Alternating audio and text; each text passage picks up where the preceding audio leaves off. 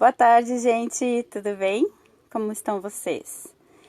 Então, eu recebi algumas respostas no privado, né? De algumas pessoas que ficaram pensando sobre aquelas perguntas que eu fiz na nossa última live de domingo, do nosso estudo sobre o capítulo 5 da justiça, porque a justiça das aflições, né? Porque que a gente aqueles que choram serão consolados, aqueles que têm fome e sede de justiça serão amparados. O capítulo 5 vem falar sobre as bem-aventuranças, né, dos aflitos. E aí eu coloquei algumas perguntas lá no grupo para vocês. E algumas pessoas comentaram, a Luísa comentou no ar, né, na conversa que a gente fez às 18 horas ao vivo pelo Zoom. Alguns ficaram ali conversando, ouvindo, né, a Inês, o Juliano, e outras pessoas me mandaram no privado as respostas das perguntas.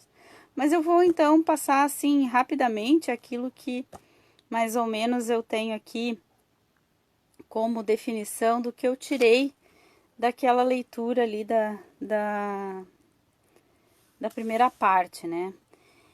Então, quando Jesus fala que aqueles que choram serão consolados, ele fala especificamente para todos aqueles que são revoltados, que estão desesperados e que alcançarão um consolo se ouvirem a mensagem de Jesus, né? Isso não está designado somente para pessoas pobres, ou pessoas que erram, ou pessoas que cometem algum tipo de erro. Não, às vezes a gente se revolta por um ente querido, a gente se revolta por uma perda de alguém que parte, a gente não aceita. Às vezes a gente se revolta, se rebela por coisas que cada um tem dentro de si, às vezes um motivo pelo qual se sente injustiçado, né? E aqueles que têm fome e sede de justiça, não raras vezes, buscam a justiça nesse mundo atual, nessa atual reencarnação. E quase sempre são aquelas pessoas que talvez em outras vidas tiveram muitos erros, causaram às vezes o mal a outras pessoas, foram déspotas, foram ditadores, né? Ditatoriais nos seus relacionamentos, e daí nessa vida vem com a ânsia de fazer algo diferente, e aí ficam buscando a justiça, ficam buscando, em tudo acham motivo de condena, tudo acham motivo de discussão, de briga, né? E todos aqueles que buscam justiça nesse mundo, no mundo que nós vivemos atualmente, não raros, esse mundo que ele é marcado pelo egoísmo, pela injustiça, pela falta de amor, né?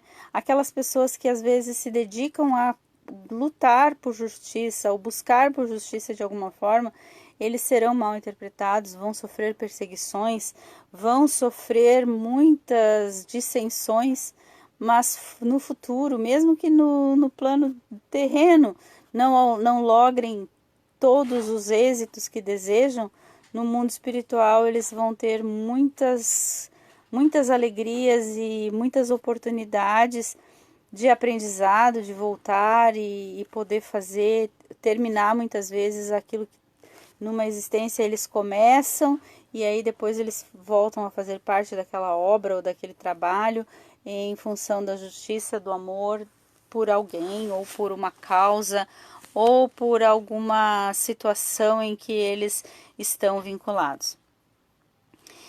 E quando Jesus se refere aos pobres, né?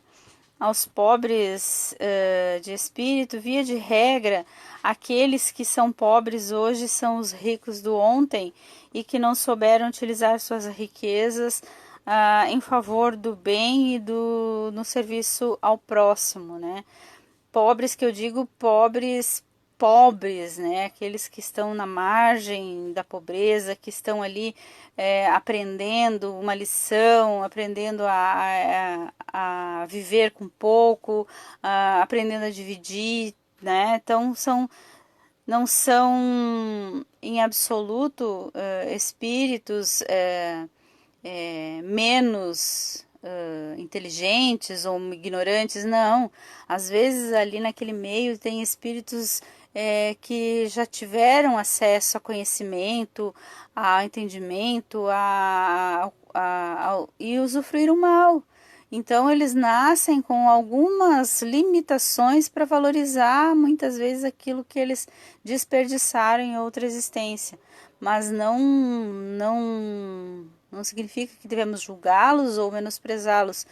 E muito pelo contrário, apoiá-los, ampará-los, fortalecê-los para que vençam essa existência com dignidade. Porque pobreza não é vergonha, no caso, é um motivo de mais vontade de lutar. Então, assim, naquela pergunta que eu coloquei, se todos os ricos está reservado sofrimento, quem nasceu com a riqueza é para sofrer ou para não ser aceito por Deus. Não, o rico ele tem aquela prova muitas vezes para dar às pessoas oportunidade de emprego, oportunidade de trabalho, para causar na vida de outras pessoas uma diferença. E isso será a alegria dele futura, né? E quando nós desfrutamos com sabedoria as riquezas, a abundância ela vem dobrado. Então, assim, por isso nós devemos ser gratos a tudo que nós temos. Tudo, qualquer coisa que nós tenhamos, nós temos que agradecer, porque tudo provém de uma providência divina para que nós desempenhemos a nossa tarefa nesta existência. Então, ser grato vai trazer à nossa vida sempre muita abundância. Todas as coisas sempre se organizarão de forma que nunca nos falte. Mas para isso nós temos que bendizer a tudo que temos, né? E aqueles que têm mais oportunidade de fazer o bem. Então, somente na vida futura, né? Quando é que nós poderemos então desfrutar dessas compensações prometidas por Jesus? Isto será na vida futura. A vida futura que nos reserva todas as oportunidades de desfrutar as benesses de Jesus. A vida futura é depois da morte, como eu falei, a vida futura ela pode ser amanhã, se eu quiser, né? Então, assim, a vida futura é as escolhas que eu faço, mas se eu fizer boas escolhas e eu tiver cada dia um dia melhor, né? Claro, haverão os percalços, haverão as dificuldades, haverão aquelas coisas que não dependem da minha vontade, como agora nós estamos passando por uma situação que independe totalmente da nossa vontade e da vontade dos governantes, das nossas lideranças, dos nossos chefes, dos nossos patrões. Então essa é uma diversidade grande e que nós todos teremos que passar por ela, mas que nós saibamos passar com sabedoria e deixemos sempre para colher no futuro a alegria. Essa alegria vai chegar, em algum momento ela vai chegar. Daqui 3, 4 anos nós podemos ter a alegria da cura dessa doença, nós podemos ter a alegria da descoberta de uma vacina que isole, que pare esse evento que está acontecendo. Nós podemos ter a alegria de o nascimento de um neto, de um filho, de algo muito maravilhoso na nossa vida, que vai nos trazer grandes alegrias, grandes oportunidades. Então, assim, todos os dias nós temos no futuro coisas boas a colher. E se não for, se demorar para chegar, e se a nossa vida for mais cheia de vicissitudes do que benesses, o que não é uma realidade, porque sempre nós temos mais a agradecer do que pedir, Mas vamos que eu estou nessa existência só me livrando de situações enrascadas que eu me meti em outras vidas. Vamos que eu acertei lá na espiritualidade para vir resgatar tudo nessa única existência, o que a espiritualidade não permite, porque ela sabe as nossas limitações. Mas vamos que eu estou numa empreitada dessas, né? Igualmente, eu terei uma nova oportunidade, uma nova encarnação. Nenhuma vida é só cheia de sofrimentos. Nenhuma vida. Deus não nos criou para a infelicidade. Deus nos criou para a felicidade e para a abundância. Se passamos por algumas dificuldades, que nós tenhamos sempre consciência de que elas são e sempre serão momentâneas, né? E isso é o que nos faz acreditar na justiça de Deus. É isso que nos dá a certeza da justiça de Deus. Se hoje nós sofremos e nada fizemos nessa existência que possa dar motivo ao nosso padecimento, nós então devemos buscar-nos nas vidas anteriores, porque Deus não permitiria que eu estivesse passando isso sem razão. Mas se eu estou passando e eu estou enfrentando com dignidade, com sabedoria, com serenidade, com paz e distribuindo esse amor e essa paz para todos aqueles que estão comigo, eu estou logrando êxito nessa existência. E em uma próxima existência, eu terei mais condições ainda de fazer o bem e de auxiliar e de ter a alegria de, na espiritualidade, reencontrar e com todos aqueles que eu possa ter prejudicado, obter o perdão deles e também ter novas oportunidades para ajudar, servir e ser cada vez mais evoluído, porque o nosso objetivo enquanto espíritos é reencarnar para vivenciar, superar, sublimar as nossas dificuldades e evoluir, galgar mundos melhores, moradas mais felizes, onde nós poderemos estar nos reencontrando com aqueles com os quais nós nos vinculamos pelos laços do coração,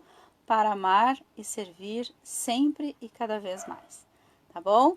Encerrando então essas perguntas que eu tinha mandado para vocês, hoje eu mando aqui e aí eu vou mandar mais um pedacinho do capítulo 5, acredito que eu vou mandar para vocês lá na quinta-feira, tá? Mais um pedacinho do que eu tô estudando aqui, eu falo com vocês aí na quinta-feira, tá bom? Então, uma boa tarde a todos. Eu vou postar Inês entrou aqui. Oi, Inês, tudo bem? Tô gravando a livezinha com as respostas das perguntas que eu mandei no domingo. E aí, amanhã ou quinta-feira, eu mando outra livezinha com mais alguns pedacinhos ali do Evangelho do capítulo 5. Mas sigam a leitura de vocês aí, vão lendo o capítulo 5 do Evangelho e vão tirando as suas próprias conclusões, tá? E daí façam como fizeram dessa vez. Mandem para mim em áudio, se não querem mandar no grupo, podem mandar no privado. Eu procuro ouvir todas e sempre respondo, tá bom? Um abraço e uma boa tarde, um bom término de feriado para vocês. Tchau, tchau. Beijos.